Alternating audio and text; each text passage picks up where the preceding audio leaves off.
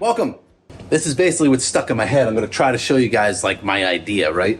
So we have the 1984 Sunny, it's a Sunrader, and then we have a 2005 LX, which is a Land Cruiser.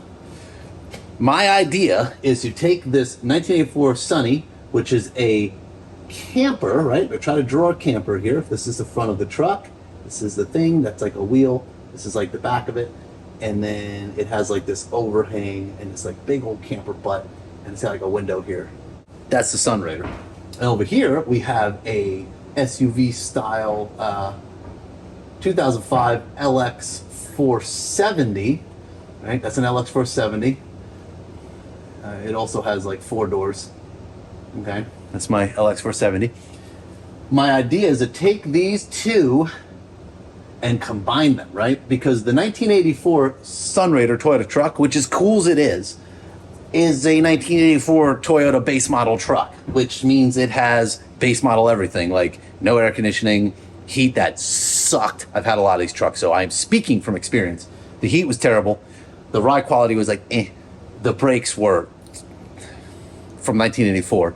And these were quarter-ton trucks. The camper companies actually got in a lot of trouble because they overweighted the little rear axles and they were blowing up. So they had to make dually axles and put them in, and Toyota was pissed off at them. Long story short, that's why we don't have Toyota cabin chassis anymore. Since this truck is basically just really outdated and really little, and I happen to have a 2005 LX 470, 100 series Land Cruiser, that's what an LX 470 is a 100 series Land Cruiser, I want to connect those two. So I want to take basically this camper back off.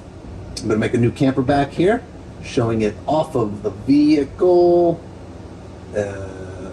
Looks something like that. Yeah, there we go. Okay, that's the camper piece off of the Sunrader.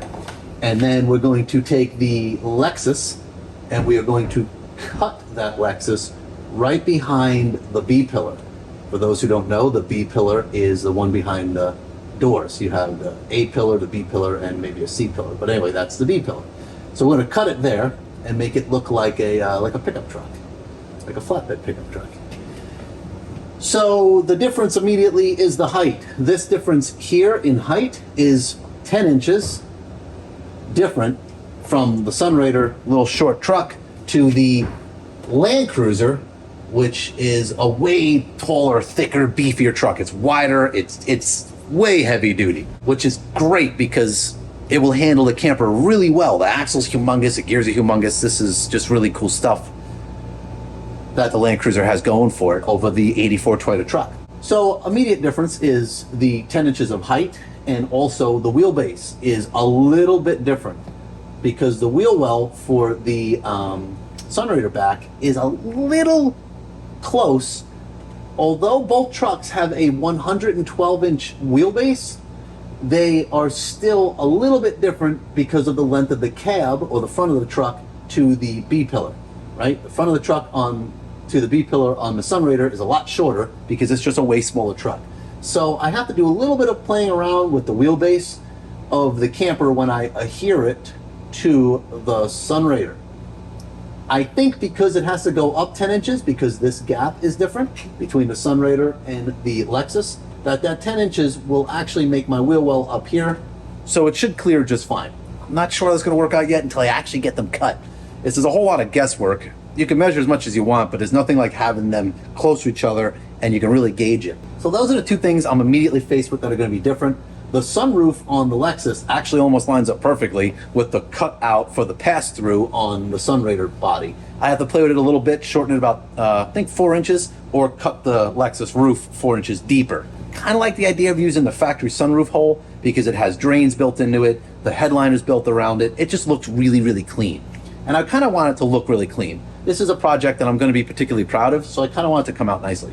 So that's the general idea. And in the end, what we should have is a super cool RV, right? That's like the end goal, right? I mean, why else cut Lexuses in half and stick them on Sunraiders? You have two really cool vehicles that are probably fine by themselves, but combining them is like super cool. And it'll be a 4x4, which is necessary. It'll have the pass-through, PT, And then it's going to have the super duper awesome V8 and the 5-speed auto trans. Not going to lie, I almost bailed on the whole Lexus idea because it's not stick shift. Stick shift campers are just cool. But I kind of have to give that up for the V8 because the V8 is way better. This camper is going to go on a lot of trips, so it's going to have the horsepower to have highway manners. And I want it to be comfortable. It ain't nothing like sitting in those piece of crap bucket seats that these 84s came with, and then the camping companies like reupholstered them, and they're even worse. So the end process is super cool 4x4 V8 Sunrader. I haven't named it yet. Obviously that's known as a Toyota Sunrader, and this is known as a LX. So maybe like the LX Raider or like Sun Cruiser, or I don't know. Maybe you guys can help me with that. Anyway, that's the general idea. So today is the beginning of a whole new adventure. I'm on my way to go pick up a 1984 Toyota Sunrader motorhome. 6 o'clock at night, heading out to go drive 5 hours just so I can get there in the morning and get this bad boy. Hopefully this goes okay. I mean, the thing has been sitting in the woods for like 10 years, so getting it on a trailer is gonna be fun. Real fun. Here we go. The beginning of a new adventure. Previous owner of the Sunrader? Well, but you got a 21 footer. I do. I'm very happy, and I'm happy that somebody that's gonna love this thing is gonna have it. So I hope it gets LED everything and all the gussy stuff. Oh, it will. It will. There she is, a little Sunrader. All right, well, let's try to get on the trailer.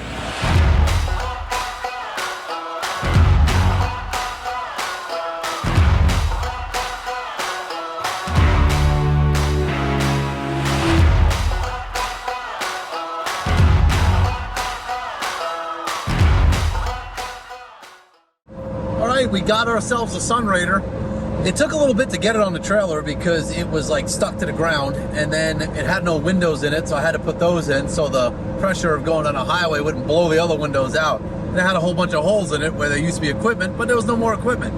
So now I have it, it's behind me, it's doing just fine, and I'm almost home. Can't wait to empty this thing out. It's full of raccoon poop.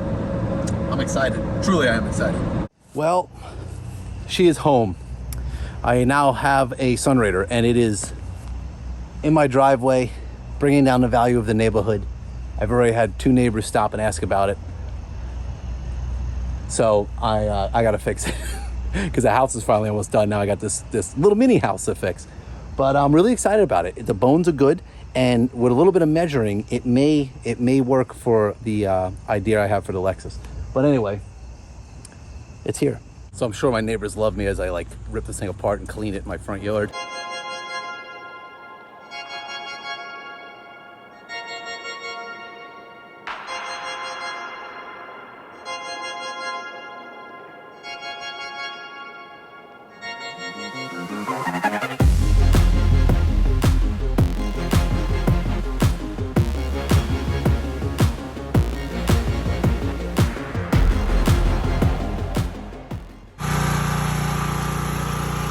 Clean time.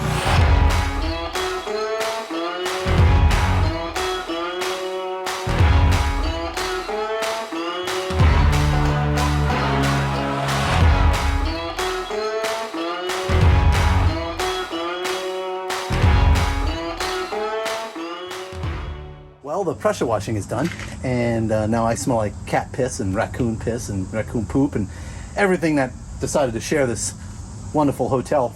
That is now my Sunrader. Let's check out how much better it looks and smells.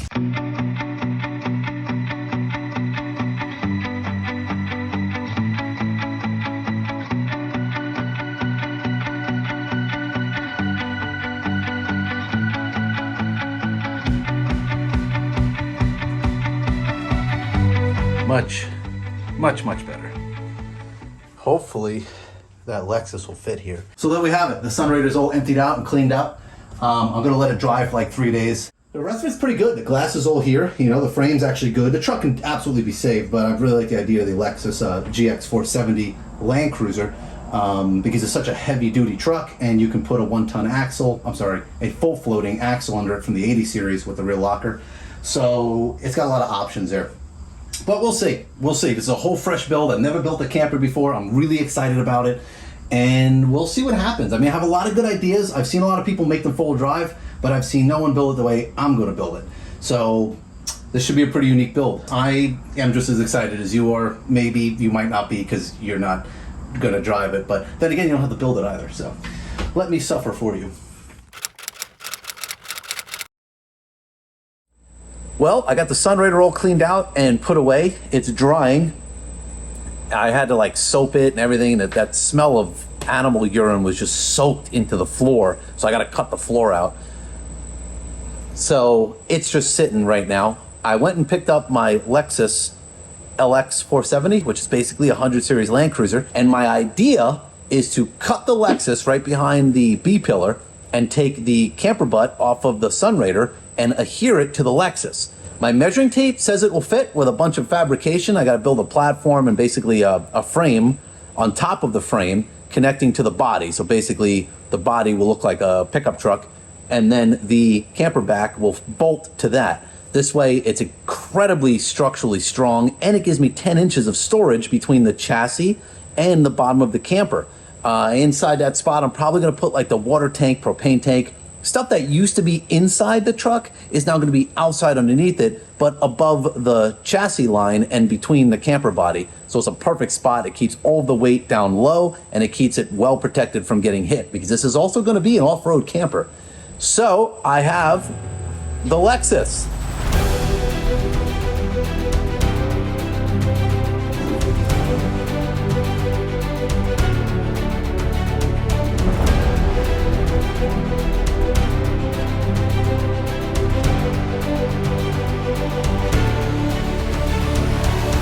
As you can see, it's been hit in the back and it's quite rusty on the body. Frame is perfect. So this is like the excellent candidate. All-wheel drive, full-time four-wheel drive, locking rear differential that's going in it. Suspension is 10 times better. It's wider. It's just a flat-out better truck. Way bigger axles.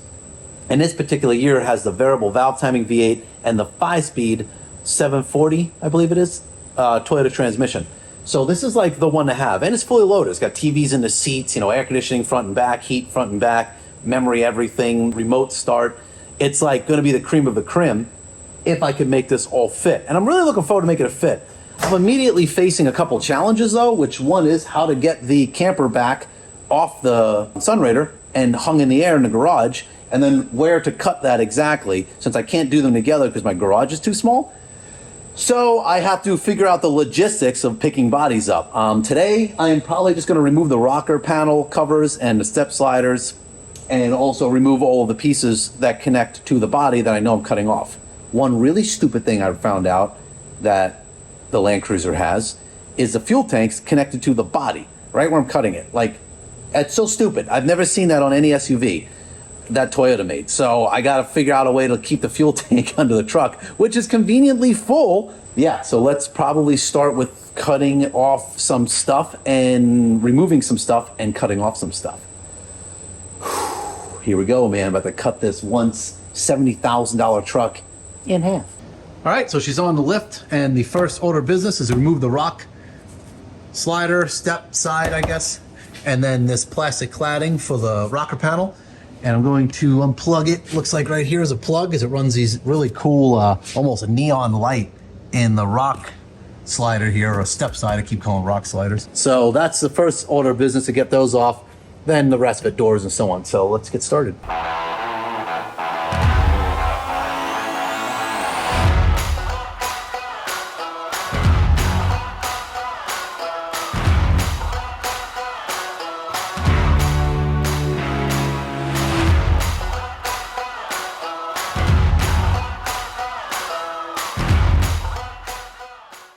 Well, I got it off. That was actually quite the pain in the butt. The bolts were obviously rusty, and they were against the frame pretty good in the very back. But anyway, I got the slider off, step side, and it's in pretty good shape. And I'm probably gonna reuse at least the electrical part, because I think I'm gonna buy the fender protectors and the rock slider from ARB. Anyway, that's one. I'm gonna go do the other side, get some more stuff apart, and I'll come back to you guys.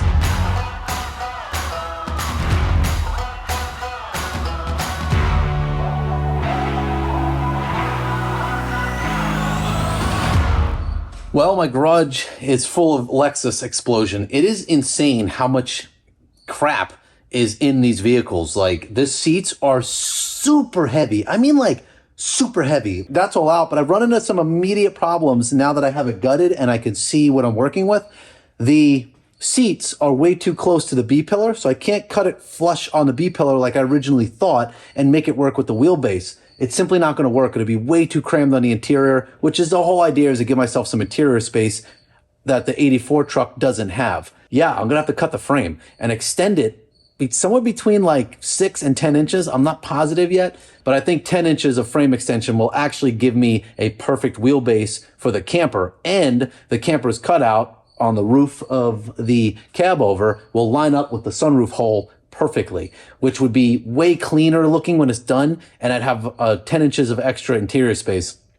Not really what I want to do. I was not wanting to cut the frame because that does now involve changing the drive shaft, lengthening the brake and fuel lines. Well, actually just the brake lines. The gas tank's on the body, so that's just going to stay there, and I'm going to make braces over the frame for it. But I think at this point, I'm committed to making this Lexus fit that camper butt. I'm really committed to that. I want it to work. But I think this is where I'm going to end this one and just think about it for a couple days and go from there. The next video is probably going to be me cutting it right where it needs to be cut. I got a lot of measuring to do. So stay tuned. See how this goes. Woo, here we go.